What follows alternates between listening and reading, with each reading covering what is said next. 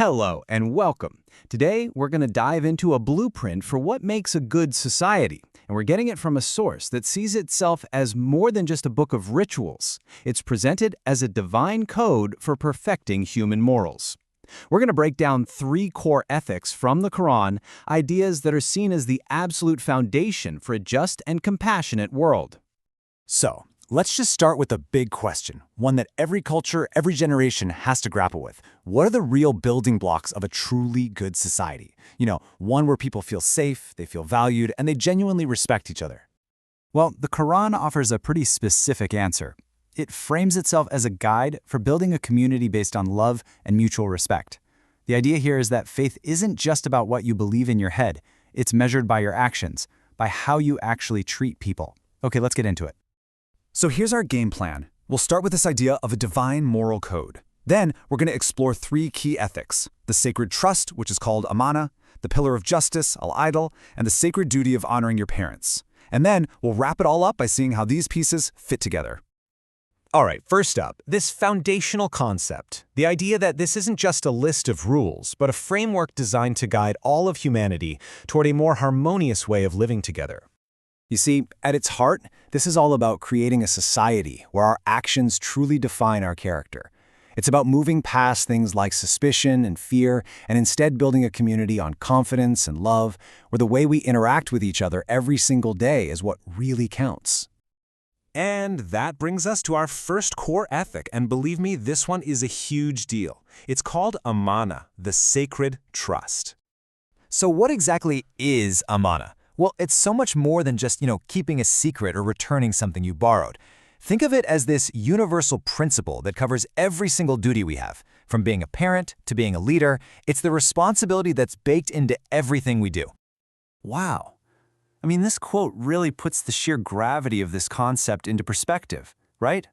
The metaphor is so powerful. This trust placed on humanity is so profound, so heavy, that not even the heavens or the mountains felt they could handle it. It's a sign of our unique potential, for sure, but also a massive responsibility. So how does this play out in real life? Well, it's everywhere you look. It's the trust a parent has to raise and protect their child. It's the trust a leader has to govern with fairness. It's even the simple but absolutely vital trust you have with your neighbor. Really, at its core, it's about making sure you deliver what is due to others, fulfilling your end of the bargain. And this right here, this saying, it takes it to a whole other level. It directly ties trustworthiness to the very definition of faith itself. The message is crystal clear. A person's faith is considered incomplete, maybe even non-existent, if they can't be trusted. It's that fundamental. This idea of trust brings us perfectly to our second ethic, which is like the structural support holding up the whole system. This is al-Adil, the pillar of justice. Al-Adl is an absolutely uncompromising principle. Its entire reason for being is to make sure every single person gets what they are owed and to protect the vulnerable. It's meant to be a shield against greed and oppression. But here's the kicker. This is where it gets really, really hard. It's one thing to be just when it helps your friends or your family. True al-Adl demands something way tougher: to judge with truth, even when it goes against you, against your own parents, or even against people you can't stand. It means you have to set aside every personal bias. And this Quranic verse just hammers that point home. It's a direct command. Don't let your hatred for other people make you unjust. And notice how it's framed. This isn't just a legal rule. It's a deep spiritual discipline. It's a true test of your character. Okay, let's move on to our third ethic, which brings this crucial element of compassion and gratitude into the mix. We're talking about the sacred duty of honoring one's parents. Get this. In the entire Quranic hierarchy of duties, honoring your parents is number 2. It comes immediately after the worship of God. That's it. Just that placement alone tells you how incredibly important this is within this moral system. And we're not just talking about being polite here. This duty is all-encompassing.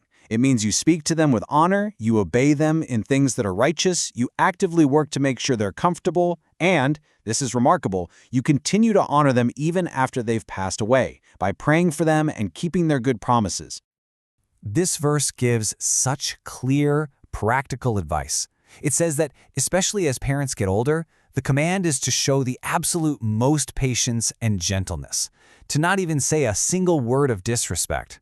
It's a profound lesson in gratitude, humility, and real compassion. So, we have these three powerful ethics: trust, justice, and honoring parents. But the thing is, they don't just exist in separate boxes. Let's take a look at how they all weave together. You know, the best way to think about this is like a rich tapestry. These virtues aren't meant to be isolated. They're all interconnected threads. Each one strengthens the others, and together they create a moral fabric that's both strong and beautiful. I mean, think about it. How can you really have trust in a society if there's no guarantee of justice? If you know that favoritism and bias are the name of the game, then any trust you have is built on sand. It's incredibly fragile, ready to break at any moment. Justice is the bedrock that makes trust possible. But on the flip side, justice all by itself can become rigid, cold, and unfeeling. The compassion, the humility, the gratitude that you learn from honoring your parents, from caring for the people who first cared for you, that infuses justice with mercy and with humanity. So, when you weave these three threads together, unshakable trust, impartial justice, and deep, compassionate honor, you get the conditions for that ultimate goal: a society where everyone feels valued, everyone's rights are protected, and a culture of respect and love can actually take root and flourish. And that really leaves us with a final thought, something to chew on.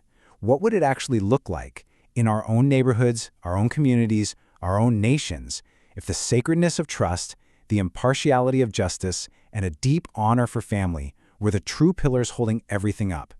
It's a question worth reflecting on.